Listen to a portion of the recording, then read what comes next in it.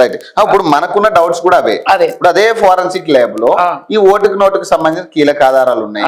వాటితో పాటు కేసీఆర్ కి సంబంధించిన ఏమైనా ఆధారాలు ఉన్నాయి? ఇంకోటి ఏంటి, అది హియరింగ్ కి రాబోతుంది, ఇప్పుడు రాబోతా ఉంది. మళ్ళీ ఇప్పుడు కేసీఆర్ కి సంబంధించిన కేసు ఫైల్స్ ఏమైనా ఉన్నాయి అందులో? అట్లా కూడా డౌట్ వస్తుంది. ఎందుకంటే ఇప్పుడు కేటీఆర్ డైవర్ట్ చేయడానికి కూడా రేవంత్ అన్నని చెప్పచ్చు. ఇప్పుడు నా జాతకం బాలే, మరి రేవంత్ అన్న జాతకం బాలే, ఎవడేం చేసినా రేవంత్ రెడ్డి మీదకే పోతుంది నాతో సహా.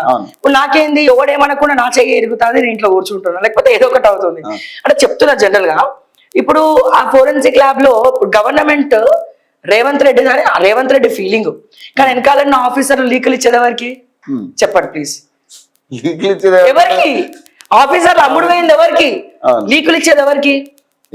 కేటీఆర్ కే. ఇంకోరు మా కేటీఆర్ బిఆర్ఎస్ లో ఏ అధికారులనైతే సిగ్గు శరాలు లేకుండా పైసలు మెక్కిండ్రో, అంటే ఇప్పుడు కూడా మెక్కుతున్నారు. దట్ మీన్స్ రేవంత్ రెడ్డి ఏదో పుణ్య పురుషుడు ఏం మెక్కుతలేడని కాదు.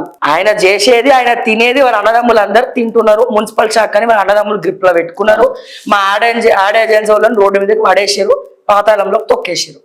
ఇక్కడ ఈయనేం పెద్ద సుధపూస కాదు, రేవంత్ ఏం పెద్ద సుధపూస కాదు. కానీ రేవంత్ రెడ్డి మాట ఓడినాడు.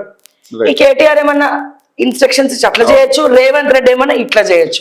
రెండు ఫైల్స్ కూడా లేదా వాళ్ళు అన్నట్టు నిజంగానే అది పాత బిల్డింగ్ కాబట్టి షార్ట్ సర్క్యూట్ అవ్వచ్చు. ఇప్పుడు ఇది పాత బిల్డింగ్ అని కూడా, ఇప్పుడు పాత బిల్డింగ్ అయితే ఇప్పుడు కనీసం రెనోవేషన్ చేయాలి కదా. ఫారెన్సిక్ సైన్స్ లాంటి చాలా కీలక ఆధారాలు దాచిపెట్టే ఆ వ్యవస్థని మరి ఎట్లా పాత బిల్డింగ్ లో పెట్టారు? ఇప్పుడు పాత బిల్డింగ్ కూడా కాదు, ఫస్ట్ ఫ్లోర్ లోనే ఎందుకు అయింది? అదే అంటున్నా కదా. ఇప్పుడు ఫస్ట్ ఫ్లోర్ లోనే అక్కడ ఏమేమి ఫైల్స్ ఉన్నాయి, మనం మెయిన్